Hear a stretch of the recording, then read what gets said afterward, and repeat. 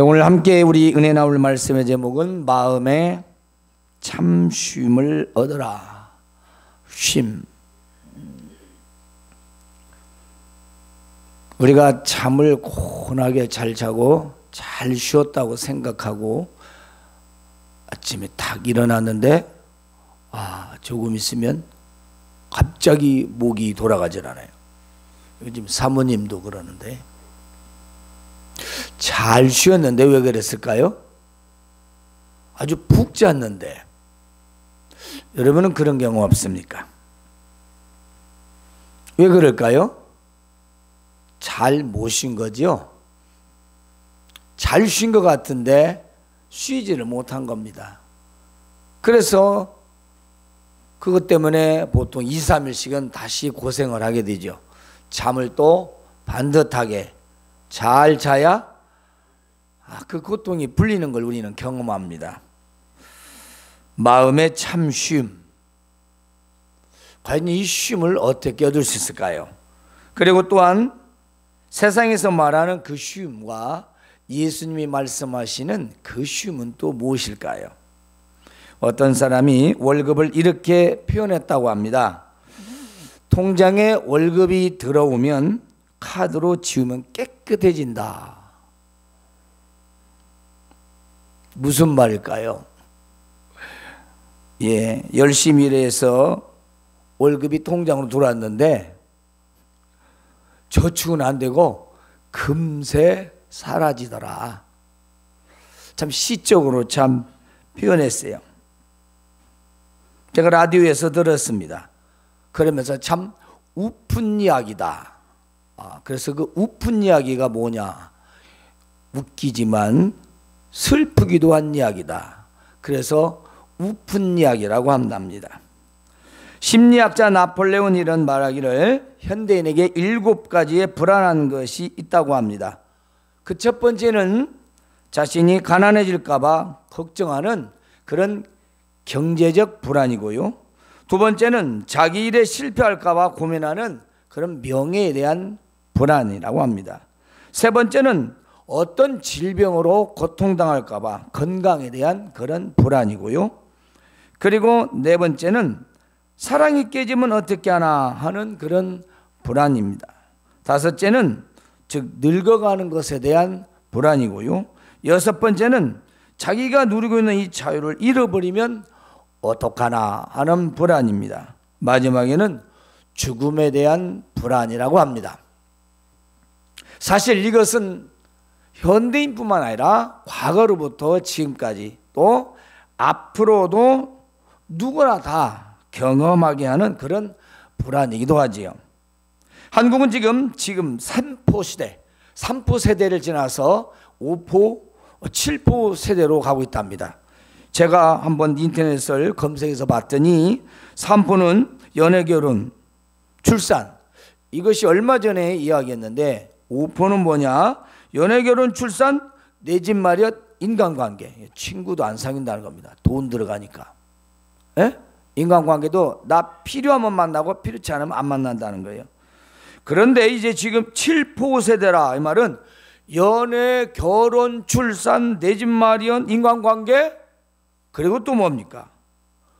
꿈, 비전이 없대요. 그리고 마지막은 희망 직업이 없대요. 자기가 원하는 직업을 포기해버린다는 것입니다. 참으로 이 마지막 꿈과 희망 직업을 포기한다는 것은 우리의 마음을 아프게 하지요. 청년들이 비전을 가지고 살아가야 되는데 그 비전은 있지만 이루기가 어렵다는 거 아니겠습니까? 이것은 나라의 허리가 되는 청년들이 이 사회가 힘들고 미래가 불안하여 자기의 꿈을 포기한다는 것입니다.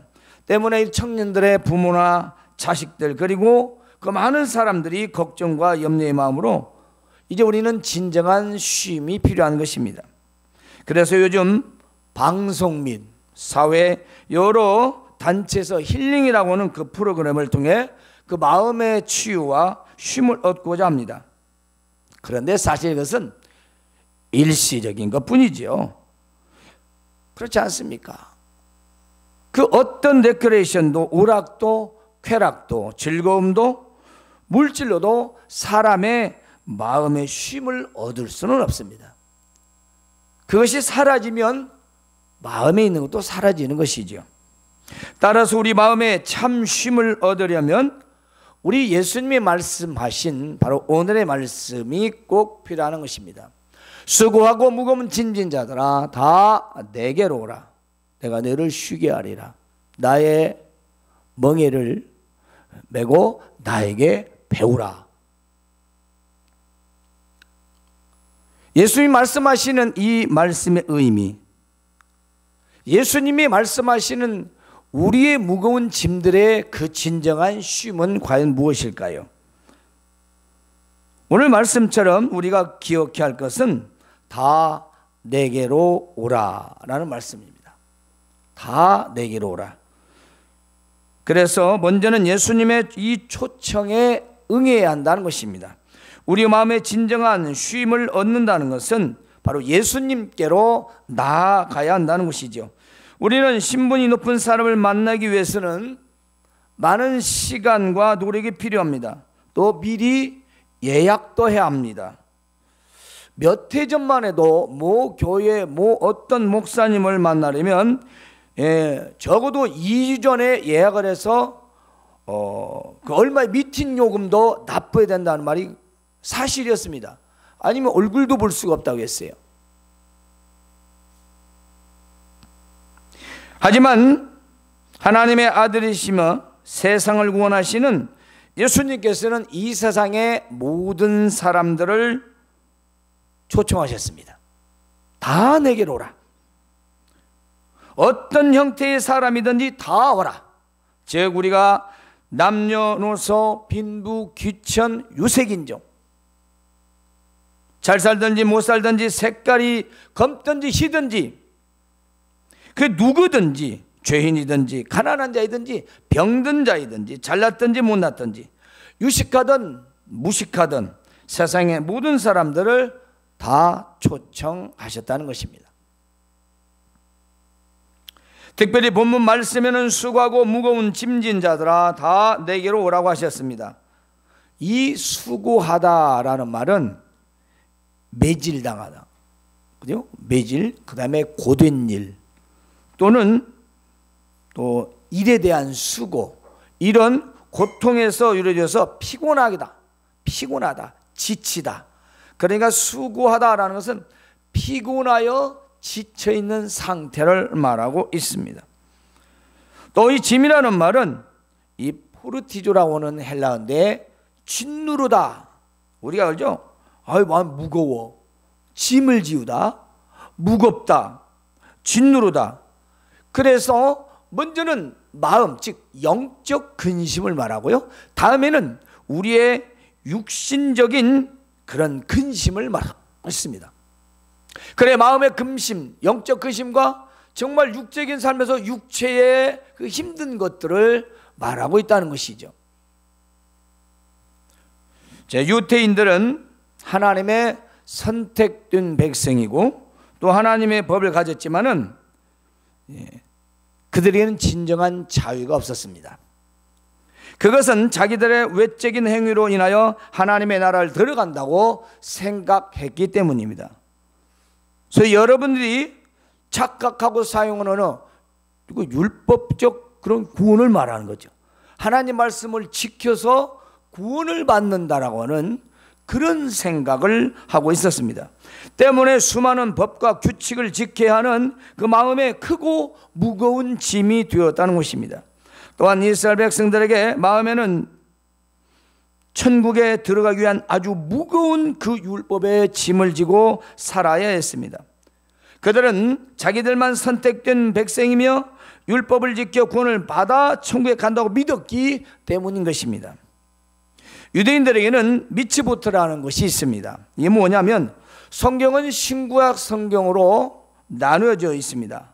근데 유대인들은 이 구약만을 믿습니다. 그중에서 특히 토라, 우리가 알고 있는 모세오경, 창출내 민신, 이 5권의 성경을 아주 중요하게 생각해서 어릴 때부터 이 아이들에게 성경을 암송을 시킵니다. 그래서 웬만한 아이들은 모세오경을 다 외워버리는 거예요. 그리고 그 모세오경 중에서 지켜야 할 것들을 모아 만든 것이 바로 미츠보트라는 것입니다. 이 미츠보트는 하지 말아야 할 365가지. 잊지 마세요. 365는 1년 365일. 또 해야 할 것이 248, 248. 합쳐서 이렇게 613가지가 있습니다. 반드시 해야 할 것과 반드시 하지 말아야 할 이 613가지의 놀라운 규칙과 계명들이죠.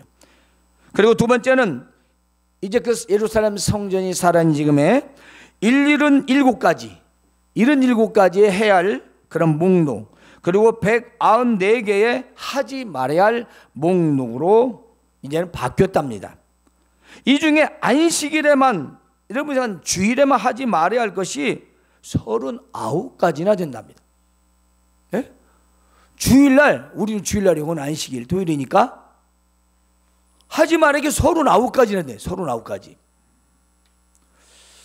재밌는 이야기가 있는데요, 진짜입니다. 어떤 분이 논문을 쓰기 위하여 예루살렘에 갔는데 안식일에 있었던 일이라고 합니다. 그 이야기인즉 어느 안식일 토요일에 이제 논문 자료를 정리하고 있는데 누군가 현관문을 아주 세게 막 두들기더래요. 그래서 문을 열어보았더니 그 2층에 사는 유대인이 웃으면서 인사한 다음에 내가 당신을 우리 집에 좀 모시고 가면 좋겠다. 그래서 안식일에 이웃을 초청해서 식사를 하려는가 보다 하고 이렇게 막연한 기대를 가지고 갔답니다. 그런데 이 황당하게 만든 일이 이제 기다리고 있었대요. 그건 뭐냐? 자기 보고 저 냉장고 문을 좀 닫아달라고 하더래요.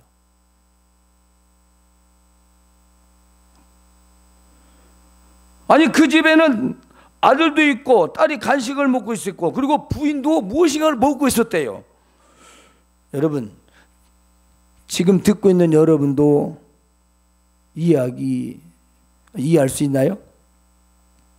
도대체 왜 냉장고 문을 2층에서 내려와가지고 아래층 사는 외국인한테 왜 냉장고 문을 닫아달라고 오라고 했는지 이해가 갑니까?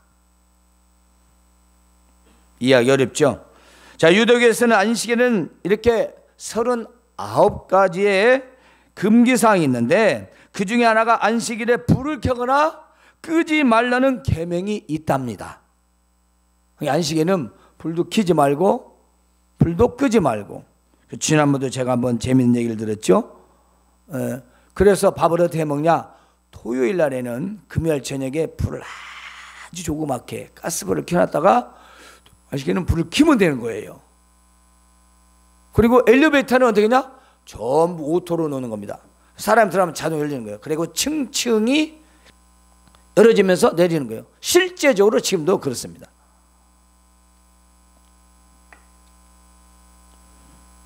이 불을 켜거나 끄지 말라는 계명 때문에 결국 다른 사람을 초청해서 그 사람한테 이 냉장고 문을 닫아달라는 것이요.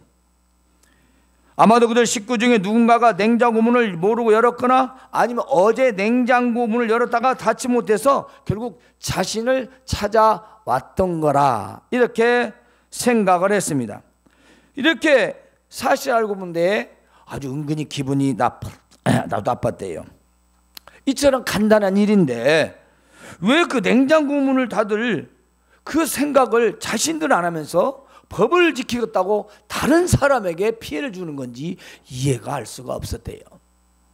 그게 뭐냐면 그들은 그렇게 하나님을 믿는다고 믿는 겁니다. 그게 믿는 거예요. 그게 잘 믿는다고 믿는 거예요. 아주 형식적이죠. 다른 사람은 안식일을 범해도 되고 나는 참 이기적이죠. 그래서 이들은 왜 이렇게 살아야 할까 하고 생각했답니다. 여러분, 오늘 우리에게 수고하고 무거운 짐은 무엇일까요?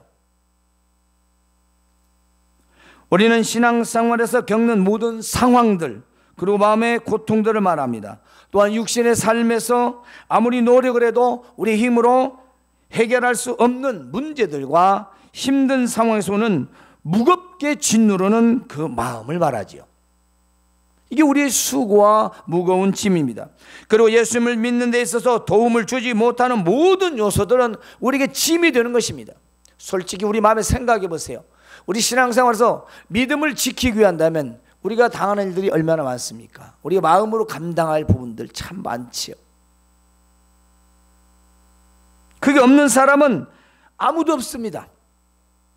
하지만 이것은 우리가 해결할 수 없는 것입니다. 그래서 오직 우리 예수님께 모든 것을 맡기면 해결이 된다는 것입니다. 예수님의 요지는 바로 그겁니다. 다 내게로 와서 바로 내가 주는 그 멍에를 메고 바로 나를 따르라는 거지요. 그래서 두 번째는 예수님의 멍에를 메라. 나의 멍에를 메라. 예수님은 자신의 멍에를 다른 사람에게 주는 것입니다.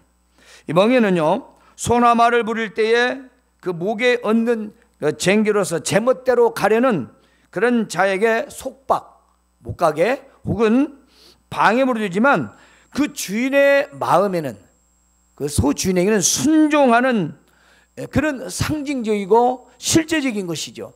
만약 그 멍에를 벗어버린다면 그 주인의 의지대로 갈 수는 없을 겁니다. 그러니까 힘들고 아프지만 그 주인에게 순종하고 복종하는 의미로 그 멍에를 메고 주인이 요구하는 대로 가는 것입니다. 순종의 의미죠. 그것이 바람진 거 아니겠습니까? 그러므로 여기서 말하는 예수님의 멍에는 영적인 것입니다. 실제적인 그런 나무로 만든 멍에가 아닙니다. 예수님의 주권을 전적으로 인정하고 그분이 나의 주인이시라는 걸 인정하며 예수님과 그 친교의 관계로 또 어떤 가르침과 배우는 관계로 들어가는 것을 의미하죠. 실제적으로 구약 그 외경, 우리가 지금 보지 않는 다른 성경, 그 성경에는 멍에라는 단어가 사제지간이라고 이렇게 번역이 됐대요. 그러니까 가르치는 자와 배움을 받는 자로 바로 멍에라는 말을 썼다는 거죠. 즉 멍에는 무거운 짐을 나눌 때 불편함을 줄여주려고 씌운 것입니다. 만약에 어떤 것을 그냥 끌고 간다면 얼마나 힘들겠어요. 그런데 어깨에 줄을 메고 하면은 훨씬 쉽습니다. 실제로 사람이 멍에를 메고 밭을 갈았던 시대도 있어요. 소나 짐승이 안 되기 때문에. 근데 그걸 만약에 사람이 손으로 끌는다면 너무 힘들지요.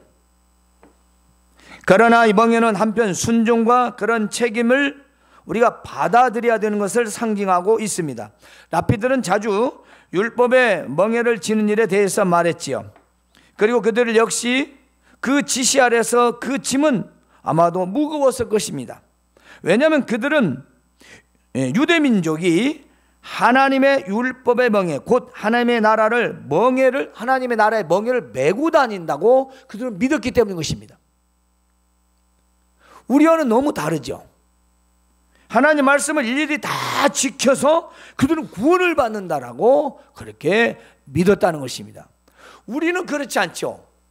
구원은 은혜고 하나님의 축복은 하나님의 말씀을 준행하여만 받을 수 있다는 것입니다. 다른 거죠. 구원관이죠.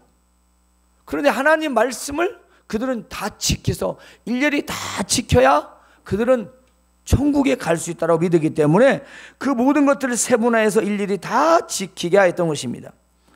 하지만 이들의 멍에는 멜수록 더욱 무거웠던 것입니다. 모든 율법을 다 지키다가도 하나를 어기면 모든 법을 다 어기게 되는 경우가 되기 때문인 것입니다. 10개 중에서 하나를 안 지키면 10개를 다 안 지킨 거예요. 얼마나 그들에게는 무거운 짐이겠어요. 잘못된 것이죠. 힘들지요. 그러므로 그들에게 하면 할수록 그들의 어깨를 더욱 무겁게 만드는 것이 되고 말았습니다. 하지만 그들의 그런 멍에와 예수님의 멍에는 달랐습니다. 예수님도 멍에는 멍에입니다. 그러나 예수님의 멍에는 가볍다고 하셨습니다. 예수님께서는 나는 마음이 온유하고 겸손하니 나의 멍에를 메고 내게 배우라 그랬습니다. 예수님도 멍에가 없는 게 아닙니다. 우리는 많은 착각을 합니다. 예수님 믿으면 아무 일도 없고 걱정도 없고 군심도 없고 뭐 시비간 도로가도 고속도로듯이 그냥 아주 편하게 그렇게 되는 걸로 전한 탓이 있어요. 왜 멍에가 없습니까? 어찌 시련이 없어요? 예수님 그러잖아요. 집안의 식구가 원수라. 예수님을 믿으면 반드시 그런 불화가 일어날 수밖에 없다라는 것입니다. 참과 거짓이요 어둠과 빛의 사이에서 일어날 수밖에 없는 그런 현실적 상황을 목사님들이 아주 편하게 얘기한 거죠. 잘못된 가르침입니다. 예수님을 믿는데 어째서 멍에가 없어요? 예수님 멍에를 메고 나를 따르라고 했지 내가 다 버리고 나 따라고? 그런 말씀 하신 적 없습니다. 십자가를 지고 나를 따르라고 했습니다. 근데 십자가는 다 내동댕이 쳐요. 뭐 예수 믿어 힘들고 뭐 골치 아프고 머리 아프고 자기 편한 대로 그 뭐 자기 십자가는 어디 있고 자기 멍에는 어디가 있습니까? 그런 신앙생활을 우리가 기대하다 보니까 신앙생활이 이제는 점점 무거워져서 자기 짐이 되는 거예요. 기쁨도 없고 그러면서 교회 갔더니 재미없다고 그러면 코미디 프로가 훨씬 낫지요. 그렇지 않습니까? 잠을 잘 잤는데 목이 왜 아파요? 잘 못 자서 그래요. 잠은 잘 잤는데 자세를 잘못해서 그래요. 신앙생활은 왜 기쁨이 없습니까? 왜 쉼이 없습니까? 믿음 생활을 잘못하니까 그렇습니다. 그건 예수님이 원하시는 게 아니었어요. 예수님은 우리의 마음의 평안의 쉼을 말했던 것입니다. 예수님이 분명히 나의 멍에를 메고 내게 배우라 했습니다. 예수님의 멍에는 쉽고 짐은 가볍다고 하셨습니다. 예수님께서는 자기를 따르는 자에게 예수님께서 메신 멍에를 메라고 하셨습니다. 그렇다면 어떤 멍에입니까? 예수님께서는 우리를 위하여 자기 목숨을 많은 사람들의 대속물로 주시려고 십자가의 멍에를 메셨습니다. 즉 하나님 아버지 말씀에 순종하여 멍에를 메신 것입니다. 그러므로 우리는 예수님을 믿고 따르는 우리가 과연 어떤 멍에가 필요할까요? 십자가일까요? 아니죠. 아버지 말씀에 순종했던 그 순종인 것입니다. 바로 순종이에요. 순종하기 힘들지만 순종하라는 것입니다. 때문에 멍에라는 것이에요. 그래서 순종하는 그 마음으로 멍에를 메고 예수님의 뒤를 따라가야 합니다. 그래서 충직한 소는 그 주인을 위하여 멍에를 맵니다. 만약에 소가 매지 않으면 그 챙기는 할 수가 없어요. 우리는 우리의 주인이신 예수님을 위하여 멍에를 매야 합니다. 그리고 우리에게 요구하시는 것 이웃을 위해서도 우리는 멍에를 기꺼이 매야 합니다. 뿐만이 아니라 나를 미워하는 자를 위해서도 매야 합니다. 더 나아가서 내 마음에 미움이 있는 자들을 위해서라도 우리는 기꺼이 멍에를 매야 하는 것입니다. 그러나 이 멍에는 나 혼자 매는 것이 아니라는 사실입니다. 예수님께서는 우리들을 홀로 내버려 두지 아니하신다고 했습니다. 즉 마태복음 28장 20절에 내가 세상 끝날까지 너희와 항상 함께 있으리라고 말씀하셨습니다. 항상 언제든지 곁에서 계신다는 거죠. 그러므로 우리가 지고 가는 이 멍에는 힘들고 괴롭습니다. 그러나 성도의 멍에는 예수님께서 함께 메고 가시기 때문에 힘이 들지 않는다는 것입니다. 문제는 자기가 그것을 모른다는 거지요. 자기가 모르는 겁니다. 이는 제자됨에 대한 예수님의 부르심이 어떤 행위에 덜 요구하는 것이 아니라 예수님의 부르심이 우리를 마음이 온유하고 겸손한 분의 제자가 되게 하기 때문에 우리 힘이 들지 않는다는 것입니다. 즉 그분에 대한 사랑과 존경심, 그분에 대한 신뢰 때문에 우리는 힘든 일을 해도 힘든 일을 당해도 우리는 그걸 힘들다라고 생각하지 않는 거지요. 좀 쉽게 표현하면 아기를 가진 엄마는 아무리 아이가 무거워도 그걸 무겁다고 하지 않습니다. 땀을 뻘뻘 흘리면서. 왜 그렇죠? 그 아이를 사랑하고 너무 사랑하니까 그 아이에 대한 무겁고 그런 게 없어요. 그냥 마땅한 거예요. 재밌고 즐겁고. 또 하나, 우리가 사랑과 존경하는 사이가 되어보십시오. 우리가 나를 위해서 많이 베풀어주고 나를 세정하는 사람이 나한테 무언가를 요구했을 때, 우리가 그 사람이 나에게 뭔가 요구할 때, 내가 그에 대해서 뭔가 할 때 우리가 마음이 어떻습니까? 힘든 일을 도와줘도, 곤란한 일을 당해도 즐거운 마음으로 하지 않습니까? 제가 이제 신대원에 3학년 때 그 구약에 아주 능통한, 그리고 고대 근동어의 15개국을 다 아시는 분이 있었어요. 이 호남籍 공연에서 우리를 잘 불러서 그 어려운 학생들 식사도 해주고 위로해주고, 그때 저는 목발 쥐고 다녔죠. 그런데 그분이 우리를 자기 집 초대해서, 이사 온 지가 지금 2년 됐는데 책 정리를 못해요. 교수 책은 장난이 아니에요. 와, 제 것도 많던데 제 건 소분질이고, 학생 한 대여섯 명이 가서 하루 종일 정리를 다 못했어요. 그 정도로 책이 어마어마하게 많아요. 근데 불평이 안 나와요. 난 몸도 제대로 못 이기는데 왜 그럴까요? 그분이 나한테 평소에 잘해주고 내가 신뢰감을 가지니까 제가 힘든데도 그것을 다 도우고 있는 거예요. 아무렇잖아요. 돈 10원도 안 줘요. 짜장면 한 그릇 얻어 먹었어요. 왜 그러죠? 우리가 예수님을 누구로 생각하느냐가 중요하다는 것입니다. 예? 예수님 이름만 팔아먹지 마시고, 예수님 이름만 둘러대지 마시고, 우리는 필요할 때는 예수님 이름 갖다 다 붙여요. 그런데 그분이 매라고 하는 명예는 내가 싫고 그분이 지라고 하는 십자가는 싫다면 이걸 어떻게 우리가 마음에서 받아들여야 되는 거냐? 예? 실제 우리는 현실이 그렇습니다. 이건 짐이 아닙니다. 예수님의 관계를 말하고 있습니다. 그렇잖아요. 이건 관계예요. 이건 법이 아니에요. 이건 멍에인데 사랑의 멍에입니다.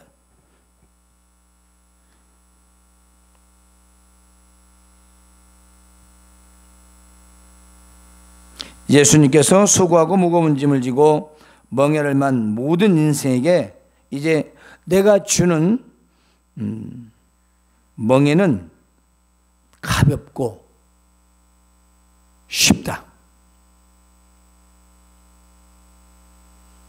이것은 예수님과 함께 멍에를 매기 때문에 그렇게 말씀하신 것입니다. 예수님이 자기가 함께 하지 않는데 만약 그렇다면 우리 너무 섭하지요. 너무 힘들지요. 우리를 위해서 십자가에 죽으신 그분이 어찌 이 말이 거짓말일 수가 있겠습니까? 나를 위하여 십자가에서 말없이 고통당하신 그 은혜를 베푸신 분이 이런 말씀을 하시는데, 우리와 항상 함께 계시겠다고 하신 말씀인데 우리는 그것을 믿지 못하고 그 멍에가 지금 나와 함께 매고 있다는 사실을 우리는 잊고 사는 것은 아닌가요? 세상의 멍에나 그리스도의 멍에나 둘 다 져야 하는 짐에는 틀림이 없습니다. 세상 멍에든 예수님이 매라는 멍에든 간에 그 성격이 있어요. 방금 말씀드린 그런 차이가 있습니다. 그렇기 때문에 그리스도의 멍에는 가볍고 쉬운 것입니다. 세상 멍에는 나 혼자 지지만 예수님께서 말씀하신 그 멍에는 예수님과 같이 매기 때문에 쉽고 가볍다는 것입니다. 또한 그리스도께서 그 짐을 같이 하기 때문에 우리는 더더욱 가볍게 되는 것이죠. 이제 세 번째로는 내게 배우라는 것입니다. 멍에를 맸으면 그 멍에를 메고 가야 할 거 아니겠습니까? 그 가는 게 뭐죠? 앞으로 가는 게 배우는 겁니다. 배운다는 말은 반복한다는 것입니다. 우리는 이 세상 산 동안 수고하고 무거운 짐을 예수님께서 주시는 멍에를 메고 끌고 가야 합니다. 그렇습니다. 하지만 멍에를 메고 어떻게 끌고 가야 할 것인가를 배워야 합니다. 학교에 가는 학생은 선생님에게 학교의 모든 규칙을 배워서 잘 따르고 또 학문도 배워야 합니다. 마찬가지죠. 우리가 예수님을 우리가 믿는다라면 우리는 예수님의 그 멍에를 매야 되고, 그리고 가기 위해서는 그 말씀을 배워야 합니다. 하나님 말씀을 배우지 않고는 알 수가 없지요. 또한 교회 생활도 배워야 됩니다. 좀 더 자세히 말하면 기도도, 찬송도, 헌신, 봉사도 다 가르침을 받아야 합니다. 그러나 그 무엇보다도 우리가 배워야 할 것은 예수님에 대해서 배워야 하는 것입니다. 이 배운다는 말 속에는 닮아간다는 뜻이 있습니다. 그러니까 예수님을 배운다는 건 예수님을 닮아가는 것입니다. 그것은 외적인 생활도지만 실제적인 그 마음을 말하고 있습니다. 예수님의 그 심정, 그 마음을 우리는 닮아가야 한다는 것입니다. 따라서 예수님을 우리가 배워 닮아가면 성도의 인격과 성품, 그리고 참사랑까지도 소유하게 될 것입니다. 예수님 당시 서기관과 바리새인들에 대하여 마태복음 23장에는 이렇게 말씀하십니다. 예수님께서 무리와 제자들에게 서기관들과 바리새인들이 모세의 자리에 앉았으니 그러므로 무엇이든지 그들이 말하는 바는 행하고, 그 말은 그들이 말하는 건 다 행하라 이 말. 그들이 말하는 건. 그런데 그들이 하는 행위는 본받지 말라. 그들은 말만 하고 행하지 아니하며 또 무거운 짐을 묶어 사람 어깨에 지우되 자기는 이것을 한 손가락도 움직이려 하지 않는다. 자기는 깜짝도 안 하면서 입으로 다 하고 있는 사람, 참 미흡죠. 예, 미워요. 근데 바리새인들이 그랬대요. 다 서기관들이 그랬답니다. 야, 너희는 지켜, 이거 해. 자기들은 다 이렇게 형식적으로. 실감 나지 않습니까? 아니, 냉장고 문 지가 닫으면 되지. 하나님께서 냉장고 문 안 닫았다고 벌 줍니까? 그거 해도 넘어오는 거죠. 아마 그것을 자기들은 다 그냥 닫았을 거예요.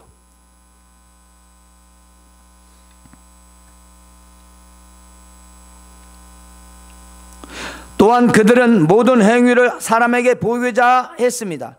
그래서 성경 문구를 쓴 것 띠를 길게 해서 옷술도 길게 하고 잔치의 윗자리, 회당의 높은 자리에 시장에서 인사받는 것, 그리고 사람에게 선생님이요 라고 칭함받는 걸 아주 좋아했다라고 하셨습니다.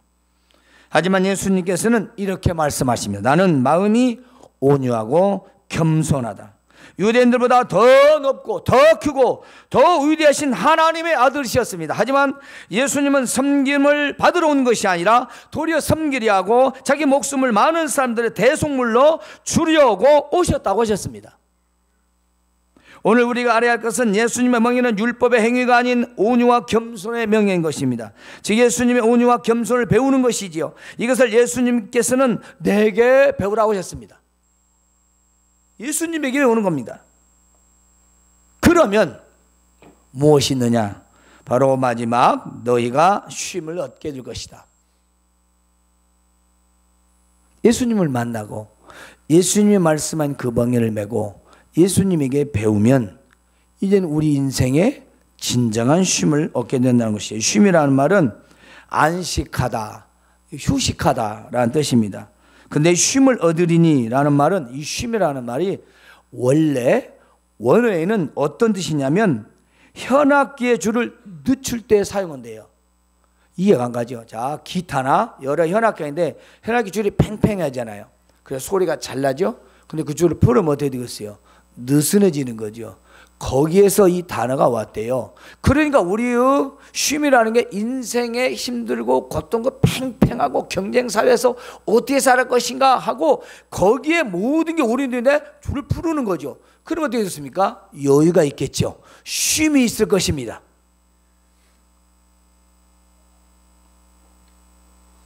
즉 예수님을 따르게 되면 사람들의 불안과 죄악감, 욕구된 불만 등, 그래서 사람들이 극도로 긴장감, 초조함 속으로 몰아넣는 그 상황에서 진정한 해방됨을 말하고 있습니다. 여러분 지금 이 시대가 얼마나 힘듭니까? 투잡도 많아요. 쓰리잡, 포잡이 돼요. 알바를 3개, 4개씩 뛰고 잠 2-3시간씩 자고 그렇게 돈 많이 벌어 성공해가지고 병 쳐져서 병 그 돈 다 쓰다가 가는 게 우리 한국 사회돼요. 뭔가 쉼이 필요한데 이 진정한 쉼은 모르고 일시적인 쉼만 하는 거죠. 그래서 뭐 노래방에 가서 실컷 술 마시고 진탕, 저도 다 해봤어요. 그거 해봤자 그날 저 잠 깨고 나면 머리 아프고 속 쓰리고 어제 뭐 했나? 좋은 게 아니라 또 다른 스트레스가 있는 거예요. 돈 썼지, 머리 아프지, 문제는 해결도 안 되지. 그때만 잊어버린 거죠. 그때만 잊어버린 거예요. 그게 무슨 우리에게 뭔 도움이 되겠습니까? 그건 쉼이 아닙니다. 그건 치유도 아닙니다. 그렇습니다. 또한 한편 얻는다, 얻으리라는 뜻은 발견하리라 라는 뜻이 돼요. 발견한다는 것입니다. 쉼을 얻으리냐, 쉼을 발견해야 될 것이다. 쉼을 발견했으면 자기가 그 발견한 걸 소유해야지요. 금덩어리를 봤으면 자기 것으로 만들어야지. 그렇지 않습니까? 그냥 구경만 하고 있어요. 금덩이 참 좋다. 물론 경찰서에 신고해야 돼요. 그러나 우리가 뭔가 발견했다면 그건 내 소유가 되어야 맞지 않습니까? 그래서 예수님의 멍에를 메고 예수님께 배우면 결과적으로 쉼을 발견하고 그 쉼을 자신이 소유하게 된다는 것입니다. 왜냐? 그 쉼은 이 세상의 그 어떤 것과 바꿀 수 없는 쉼이기 때문인 것입니다. 여러분, 좋은 직장을 선택해서 우리가 많은 연봉을 받아도요, 늘 불안합니다. 50세 넘어가면 언제 잘릴까? 그렇지 않습니까? 우리가 수많은 성공자들 보십시오. 그들이 자살률이 더 높답니다. 왜 그러죠? 올라가서 보니까 별것이 없다는 거죠. 우리 인간에게 쉼이라는 건 어떤 성공도 아닙니다. 우리가 뭘 많이 소유하는 것도 아닙니다. 그것은 우리 영혼의 마음에 참 평안이 있어야 됩니다. 그건 참 안식이 있어야 되는 거죠. 이 안쉼은 결국 평안을 말합니다. 즉 우리 영혼의 평안과 쉼을 말하죠. 하지만 이 쉼은 예수님의 말씀을 순종할 때에 얻을 수 있다는 것입니다. 그리고 배움을 닮아가는 것입니다. 예수님의 마음을 닮아가야 참 쉼을 얻게 되는 것이죠. 세상의 쉼은 어떻습니까? 그렇습니다. 부유한 물질과 성공적인 삶을 살다 할지라도 그 영혼은 쉼이 없습니다. 하지만 예수님 주시는 쉼은 어떤 상황에서도 그 마음에 쉼이 있습니다. 참 안식이죠. 이 안식의 쉼은 우리의 영혼을 평안하게 하며 영원한 안식을 얻게 하는 것입니다. 히브리서 4장 5절에서 10절에 있는 말씀은 이렇게 기록되어 있습니다. 또다시 거기에 그들이 내 안식에 들어오지 못하리라 하였으니 그러면 거기에 들어갈 자들이 남아있거니와 복음 전함을 먼저 받은 자들은 순종하지 아니함으로 들어가지 못하였으므로 오랜 후에 다윗이 다시 어느 날 정하여 오늘이라고 미리같이 일렀으되 오늘 너희가 그 음성을 듣거든 너희 마음을 완고하게 하지 말라 하였나니 그런즉 안식할 때가 하나님 백성에게 남아있도다. 이미 그 안식에 들어간 자는 하나님이 자기 일을 쉼과 같이 그도 자기 일을 쉬느니라. 이미 안식에 들어간 자는 하나님 쉬신 거지 자기 일도 쉰대요. 오늘 우리 안식 개념을 잘 생각해야죠. 우리 예수님의 천국 복음 잔치에 초청받았습니다. 그리고 이제 응답하여 이 자리에 나왔습니다. 따라서 우리는 진정한 마음에 참쉼을 얻어야 할 것입니다. 그래서 세상에서 사는 동안 새 힘으로 살아가야 될 것입니다. 그렇다면 그 쉼을 얻으려면 예수님의 멍에를 메고 예수님의 말씀을 순종으로 따라야 할 것입니다. 예수님의 멍에는 믿음으로 매는 것입니다. 온유와 겸손으로 배우는 것입니다. 그리고 예수님을 닮아가는 제자가 되는 것입니다. 사랑하는 여러분, 먼저 예수님께서 주일마다 초청하십니다. 우리는 우리를 영적으로 만나시기 위한 방법이지요. 그러므로 우리는 다 내기로 원하는 인격적인 초청에 감사함으로 응해야 합니다. 또한 예수님께 주시는 멍에를 메고 기쁘게 따라가야 합니다. 왜냐하면 우리는 그분을 믿기 때문인 것입니다. 그리고 하나님의 말씀을 배우고 순종하여 살아갈 때 결코 세상에서 얻을 수 없는, 줄 수 없는 그런 참 안식과 참 쉼을 얻게 될 것입니다. 이와 같이 주께서 주시는 마음의 쉼을 우리 모든 성도들이 다 얻으시길 주님의 이름으로 축원합니다. 하나님 우리 아버지를 감사합니다. 우리의 영원한 안식, 쉼은 이 세상에서 결코 얻을 수 없다고 했습니다.